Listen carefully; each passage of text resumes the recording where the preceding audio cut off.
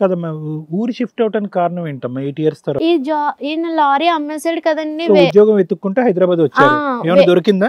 దొరికిందండి. Actually lorry అమ్మేశాక కూడా అక్కడ బయట వేరే లారీల మీదకి వెళ్ళేవాడు. కాకపోతే ఏమనేవాడు అంటే, నేను బయట వేరే వాళ్ళ కింద చేయడానికి నాకు ఇష్టం అనిపించలేదు, ఇన్ని రోజులు నా సొంతంగా చేసుకున్నాను అంటే, నేను కొన్నాళ్ళు చేసుకో, చీట్లు వేసుకోవచ్చు, తర్వాత కొనుక్కోవచ్చు, సెకండ్ హ్యాండ్లో ఎలాగైతే కొనుక్కున్నావు పెద్దది అలాగే సెకండ్ హ్యాండ్లో మళ్ళీ కొనుక్కోవచ్చులే బావ, ఊరుకో బావ అనేసి అంటే ఊరుకునేవాడు కాదండి. నేను ఆడి దగ్గర చేయను, ఈడి దగ్గర చేయను. లారీ అమ్మిన డబ్బులు ఏం చేశారమ్మా? వడ్డీకి ఇచ్చుకున్నాడండి. నేను అన్నాను వడ్డీ కట్టేయద్దు, మన ఊర్లో స్థలాలు తక్కువ ఉన్నాయి ఇప్పుడు ప్రెసెంట్, తర్వాత ముందు రేట్లు వస్తాయి, ఒకటి కొనుక్కొని పక్కన పెట్టుకోవచ్చు. సుమారు 3 లక్షలకండి.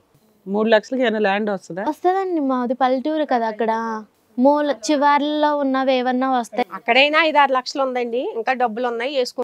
వడ్డీకి తిప్పితే నెలసరి ఏదన్నా వస్తా కదా, ఏ నెల తీసుకుని వాడేసుకుండేవాడు. కనీసం ల్యాండ్ అన్న ఉంటే రేటు పెరిగేది కదా. ఏ నెల వడ్డీ ఇచ్చేస్తే తీసుకుని వాడేసుకుంటాడు. అలా చేసేవాడండి.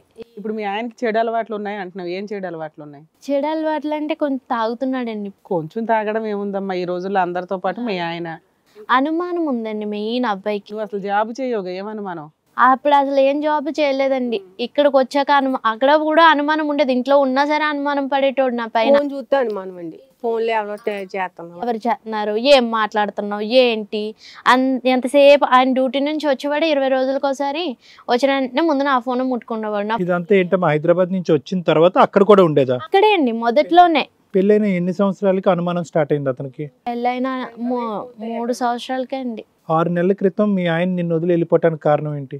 ఇలాగే అండి, అనుమానమే. అనుమానంతో ఆల్రెడీ ఎప్పటి నుంచో ఉంది కదా అనుమానం.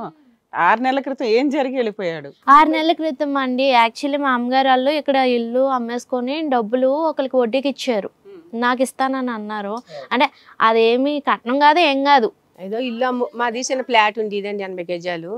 అది ఊరు వెళ్ళిపోదామన్న ఉద్దేశం మీద మా ఆయన గారు చనిపోయిన తర్వాత అమ్మేసి పిల్లకి ఒక 50,000 వడ్డీకి. ఎన్ని సంవత్సరాలు అయింది? అవి ఇచ్చి 3 సంవత్సరాలు అవుతుంది. 50,000 వడ్డీకి ఇచ్చేయండి పిల్ల పేరు మీద ఇచ్చి, నేను అన్నాను బాబు రమేష్ ఈ డబ్బులు నీకు ఇవ్వను, పిల్లకి 4 బుసలు కొంటాను, ఆ డబ్బులకి నీ చేతికి అయితే ఇవ్వను, ఆ పేరు ఉంటుంది ఇది ఇల్లు అమ్ముకున్న డబ్బులు ఈ వస్తువు వచ్చిందని అని చెప్పానండి. సరే అండి అత్తయ్య గారు మీ ఇష్టం అండి అన్నాడు. అన్నాక ఆ డబ్బులు మొన్న 76,000 వచ్చినాయండి, ఒక 6 నెలల కిందట. 50,000 76,000 వచ్చాయండి. అంటే అది పెట్టుకెళ్ళి రమేష్ ఈ డబ్బులు వచ్చినాయి, నువ్వురా పిల్లకి 4 బుసలు కొందాము అని అన్నాను. అంటే నాకు తెలియదండి, నేను రానండి, మీరు వెళ్ళి కొనేసుకోండి, మీకు తెలుసు కదా అన్న. అంటే మరి చెప్పాం కదా, రాలేదు కదా అని మా కోడలు ఇద్దరిని తీసుకుని వెళ్ళి కొన్నానండి. కొంత ఈ పిల్ల అన్నది కింద బిళ్ళ లేదమ్మా, బిళ్ళ లేకుండా బాగాలేదు, ఎప్పటి నుంచో పిల్లోడు చేతి గాజులు ఉన్నాయి మా అత్తగారాలు పెట్టినాయి, ఆ చిన్న పిల్లోడు ఎప్పుడు కదా, ఇప్పుడు పెద్ద పిల్లోడు అయ్యాడు వేసుకోడు కదా, అవి కూడా చెడగొట్టి ఇచ్చేసుకుని నేను బిళ్ళ కొనుక్కుంటాను అన్నది. అది మీ ఆయన్ని అడిగమ్మా, అతను పద్ధతి మంచిది కాదు, అతను ఓకే అంటే కొనుక్కో, లేకపోతే లేదు, లేకపోతే నేను ఇచ్చిన డబ్బులతోనే కొనుక్కో అన్నాను.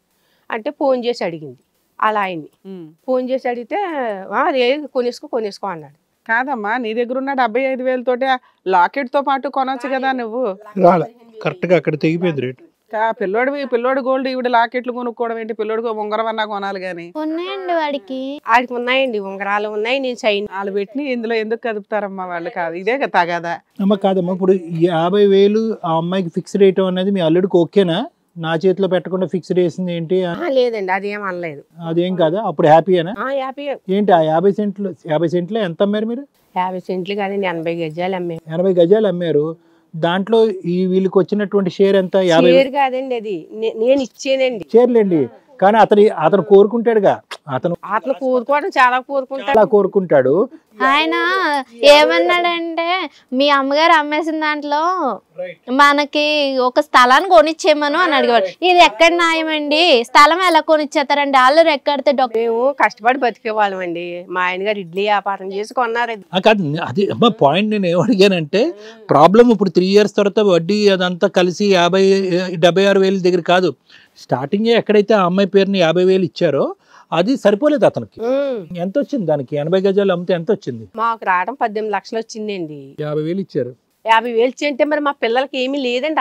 కాదు ఊరికనే అమ్మా, నేను కాదు రమేష్ లో ఉన్న మనస్సు గురించి నేను మాట్లాడుతున్నా.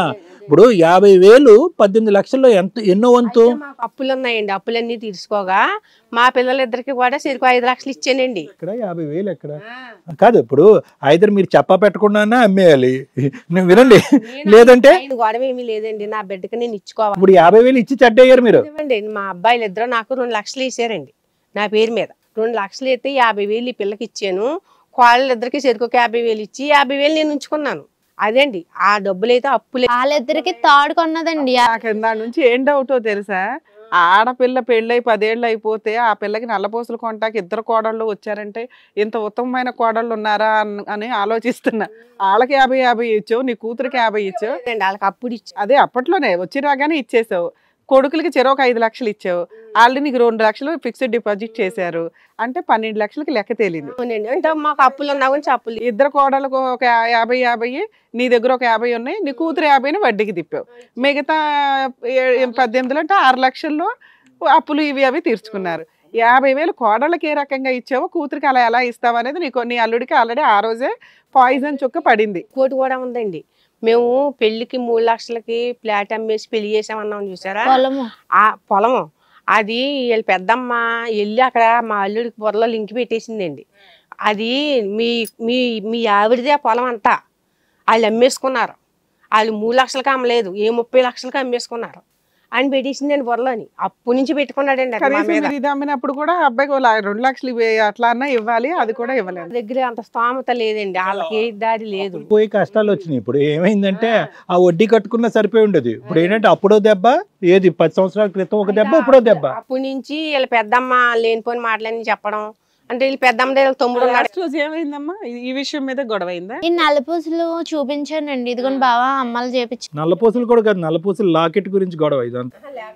మొత్తం నల్లపూసల గురించి మొత్తం అడిగాడండి. ఈ లాకెట్ ఎంత అయింది, ఇది ఎంత అయింది అని లెక్కలు అడిగితే కొన్న చీట్లన్నీ తీసుకెళ్లి చూపించాం. ఆయన ఎంత అయింది ఇంతకి నల్లపూసలు? మొత్తం 1,16,000 అయింది మేడం. మొత్తం 76,000 నుంచి 1,16,000 కంటే పిల్లోడు గోల్డ్ పెట్టేశారా? పిల్లోడు అంటే ఆడు మురుగులు ఒకటే పెట్టాను మేడం, నాది పాపిడి పిల్ల.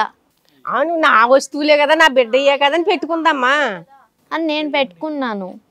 కరెక్టే లేండి. ఇప్పుడు 50,000 మా మహానుభావుడు సరిపోలేదు, 50-76 అయింది. దాంతో నల్లపూసల్లో వచ్చింది, ఇంకోటి ఏదో రాలేదు. దానికి ఏమొచ్చి ఆడు మురుకులు తీసుకెళ్ళి తాగడి పెట్టారు. అంటే ఇవన్నీ వినటానికి మా గోటు వాళ్ళకి ఓకే అనిపించవచ్చు, కానీ రమేష్ అనేవాడు ఆల్రెడీ నెగిటివ్ మైండ్ లో ఉన్నాడు. అతనికి ఏంటంటే ఇప్పుడు ఆయనకి అడిగే చేశాను మేడం, నేను చెప్పాను. పిల్లోడి నగలు తీసుకెళ్లి లాకెట్ చేయించుకొని అన్నాడా?